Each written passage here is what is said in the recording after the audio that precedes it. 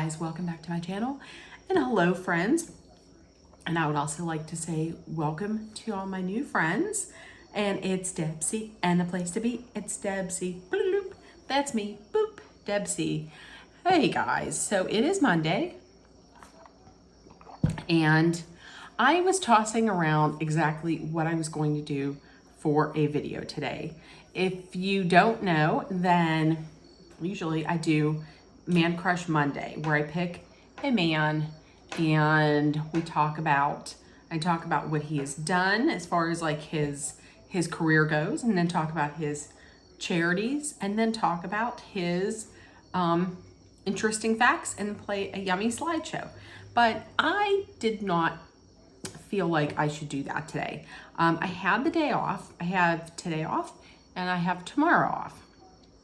And I spent the day watching most of the day, well, half of the day, watching the state funeral of Queen Elizabeth.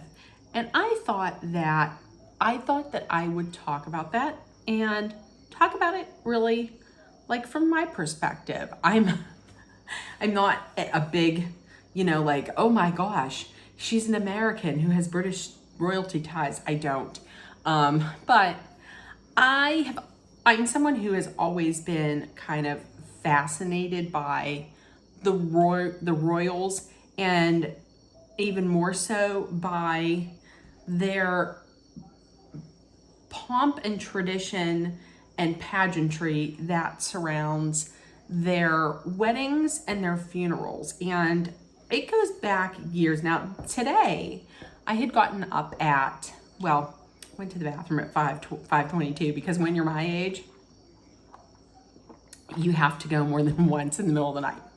Not getting into too much TMI, but woke up at 5:22, realized that CNN was playing it, so I just turned it on. So at 5:22, 5:30, I was up watching it, along with my friend Emily from Emily's Life on Wheels. I was watching up to a point until I got into bed, and then fell asleep a little bit.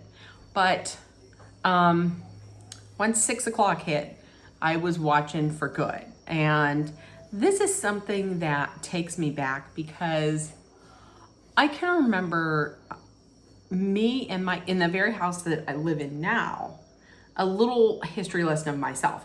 The house that me and my mom live in now is the house that my grandmother and my grandfather, my father's mother and father, lived in. And then right next door was a duplex, a big house that on one side me and my family lived, and then on the other side my great-great Aunt Lena and my great-great Aunt Uncle George had lived. And they had passed, and that house is gone, but this house still remains, and that's where we live now. But back when Princess Diana and Prince Charles had gotten married, and I had gotten up early, and I came over, and me and my grandma watched the wedding, and we had tea and we had cookies. And it was just, that's, I think, where it started, where I just started to be really fascinated by the royals, especially the weddings. And I remember my grandma, and I used to call her Biba. I came up with that nickname. I don't know where I came up with Biba, or no, my brother came up with Biba. I came up with my nickname for my grandpa. His name was Louie, or Lou, but I, for some reason, called him Nay. So, but we watched the wedding, and my Biba, she thought Prince Charles was so handsome. I don't know why. He really was. No slight against you, Charles, but he wasn't really that attractive. And I loved, and I still absolutely love Princess Diana. Love her. And so we watched that, and then I remember when Princess Diana had passed, I had gotten up early to watch that, and that was just, nope. I still cry to this day over Princess Diana, but we're not even going to get into all of that. But suffice to say, one of the greatest women that's ever lived. And I think I had gotten up early, I think maybe for William and Harry's, maybe. But I knew that I was going to get up early for the funeral today just because, like I said, I'm just so fascinated by all of that. And it didn't disappoint. It's just so interesting to see all of the, even like the small little details that go into it. And one of the special little details was King Charles had picked out a specific flower to go into the floral arrangement that was on top of the casket.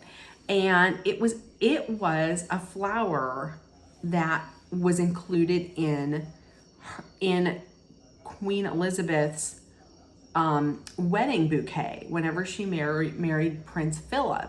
And it wasn't even like it was something from like the flower and then it was shipped in from someplace. It was from the actual flower, the actual plant that was used during the wedding ceremony. I thought that was interesting, and just to see like the precision that is involved with that, because they're not even, when they walk, they're not even walking like just, they're walking like in beat to like in time with a beat, and they're all, it's so perfectly timed. I just think that's amazing. And another thing that I thought was so special was, and I thought this was real interesting too, but the guy that played the bagpipes during the funeral, during the mass,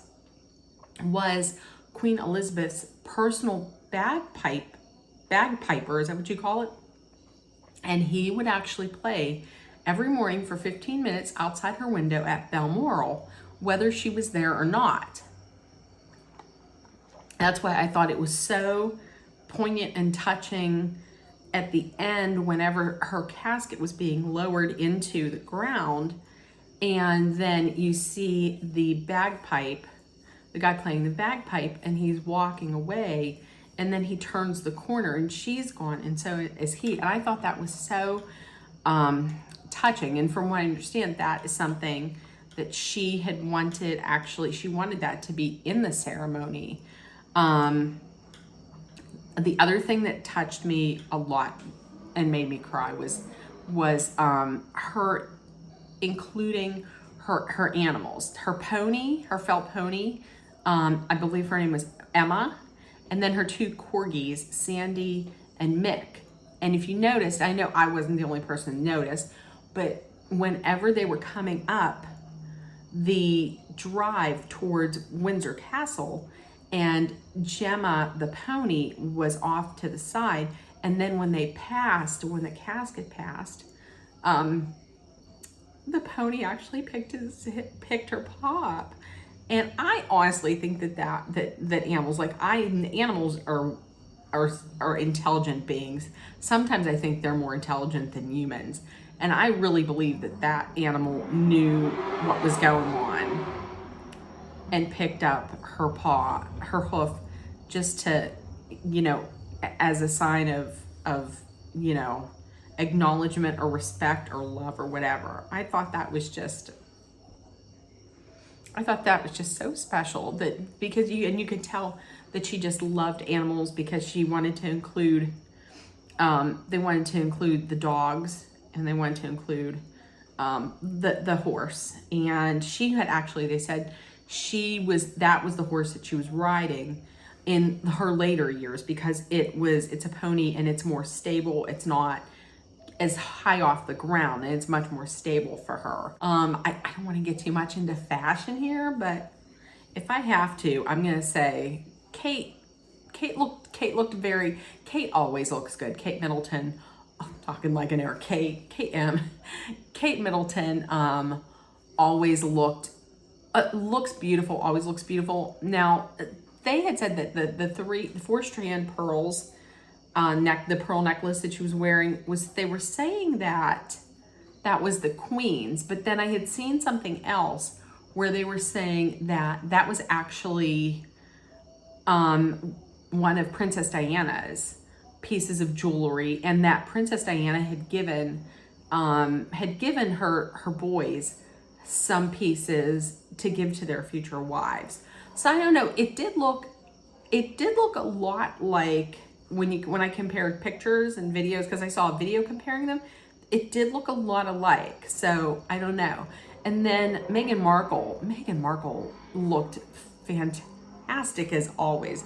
Say what you will about her as a person or whatever, but I'm going to tell you that she loves a cape dress where it has like a built-in cape, and that was beautiful. Some people were saying that it's probably Stella McCartney, and then she wasn't wearing a lot of jewelry, which I liked, but she was wearing pearl earrings, which were a gift to her from Queen Elizabeth. So I thought that was beautiful. I thought Countess Sophie, I think she might be married to Edward. I thought she looked very nice as well. I understand. Now here's the thing. Prince Harry, him and I believe it was Andrew are the only two in the royal family that have actually served on the front lines for the military. And Harry actually came up with the idea of the Invictus Games, where it's to help injured servicemen and women who had served in the military. And from what I understand, if you're not a working royal, then you can't wear the colors or wear the uniform. I get it. I understand that, but I still feel like he's done so much. I mean, he couldn't even really salute them. I wish he could have worn them. I understand why he couldn't, but I'm going to preface this by saying I've never been a big fan of Charles, just because I love Princess Diana so much. I don't know that I will ever be a great fan of Camilla, the Queen Consort. I get that they are, that everybody's saying that's the love affair, that's who he was supposed to marry. I'm not even going to get into all of that, but that being said, I felt, I watched the whole thing, but I felt a real deep sorrow for them, because I remember just like last year when my father had passed, and I didn't want to really be around anybody, and I wanted to just be alone and with my grief. So I really could not even imagine having to have your grief, having to shove it down and just have your grief in the spotlight on such a global scale. There were moments when I felt like maybe we shouldn't be watching this, but I was watching it. But I just felt so terrible for them that they lost a mother, or they lost a grandmother, or they lost a great grandmother, and they had to just put it out there. So, and listen, none of them are going to see this, but my condolences, my thoughts, and my prayers go out to them, and to all residents of the UK. That's tough. So.